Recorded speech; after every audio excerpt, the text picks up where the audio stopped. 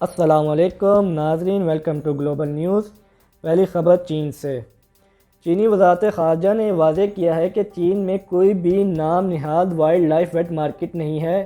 امریکی وزیر خارجہ مائک پومپیو نے اپنے ایک بیان میں چین سے کہا کہ وہ اپنی وائلڈ لائف ویٹ مارکیٹس کو بند کر دیں۔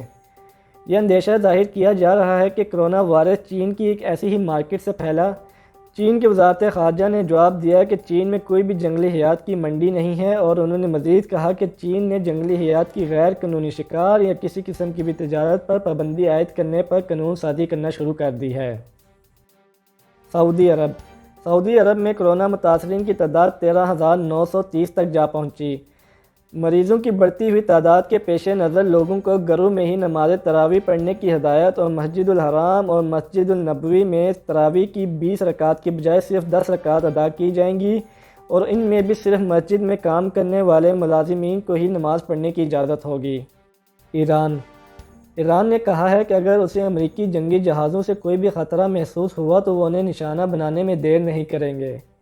یہ بیان ایران کے افواج کے سربراہ میجر جنرل حسین سلامی نے امریکی صدر ٹرمپ کی ٹویٹ کے جواب میں دیا۔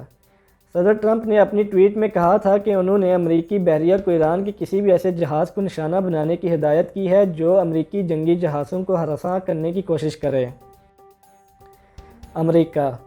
امریکی سیکرٹری خارجہ مائک پومپیو نے اپنے ایک بیان میں کہا ہے کہ امریکہ کبھی بھی عالمی ادارہ صحت کی مالی امداد دوبارہ شروع نہیں کرے گا۔ ان کا مزید کہنا تھا کہ ہمیں دیکھنا پڑے گا کہ ہمیں WHO سے کیا فائدہ ہوا اب تک، اور اگر WHO چاہتا ہے کہ اس کی امداد بحال کی جائے تو اس کو امریکہ کی پیش گئی شرائط پر سختی سے عمل درآمد کرنا ہوگا۔ انگلینڈ میں کرونا وائرس ویکسین کی پہلی آزمائش شروع ہو گئی۔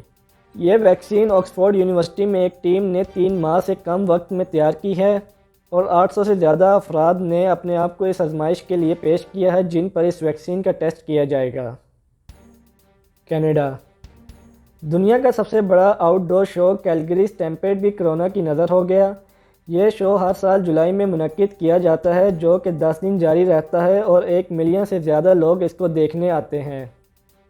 انتظامیہ نے کرونا وائرس کے خطرے کو مد نظر رکھتے ہوئے اس شو کو کینسل کرنے کا فیصلہ کیا ہے۔